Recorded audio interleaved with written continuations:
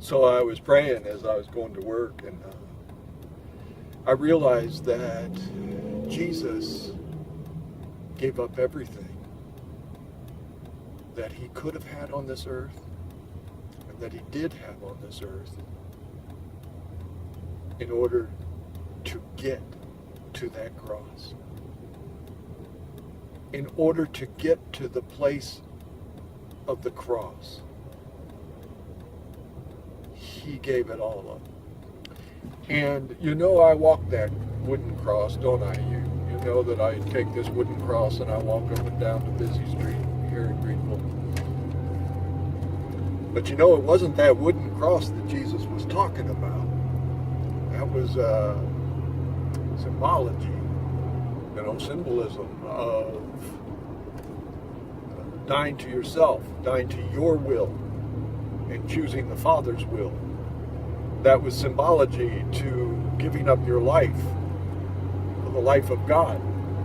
That was symbology, symbolism of counting it all, trash compared to the glories of God, of being united with the Lord.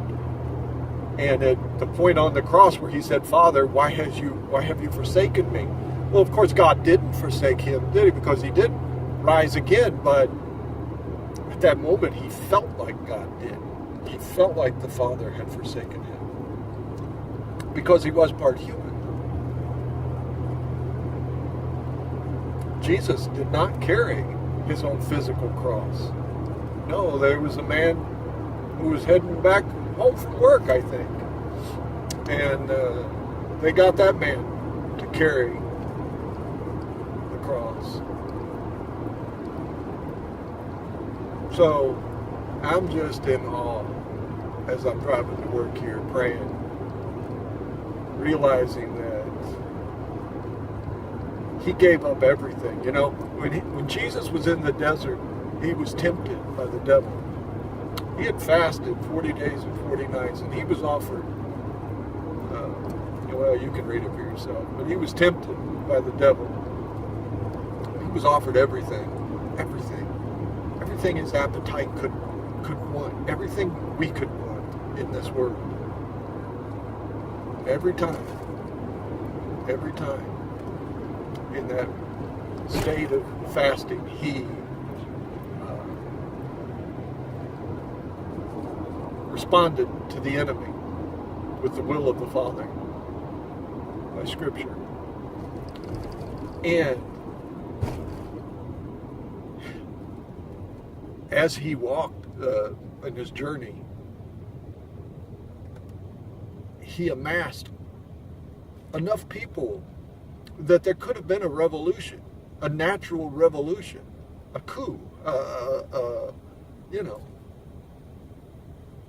And maybe that's what Judas thought. Maybe, we don't know, but maybe Judas was like, I'm supposed to turn him in, in the name of good, for good things to happen. I'm supposed to turn him in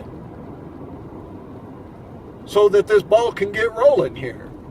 And when he heard Jesus at the fabled Last Supper say, the one who dips bread with me here is the one who will betray me, maybe he thought, okay, this is my signal. I'm supposed to do this. I mean, we know the enemy had already entered Judas at that time. But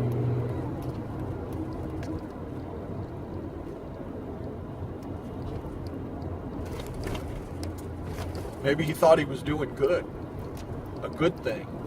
He was so distanced from who Jesus really was that he really didn't know him at all. So, anyway, I'm almost to work here, and I'm just in awe. That's what I'm carrying to work today. That's what I'm carrying that cross. It may not be a physical one on my shoulder. That cross is definitely in my life.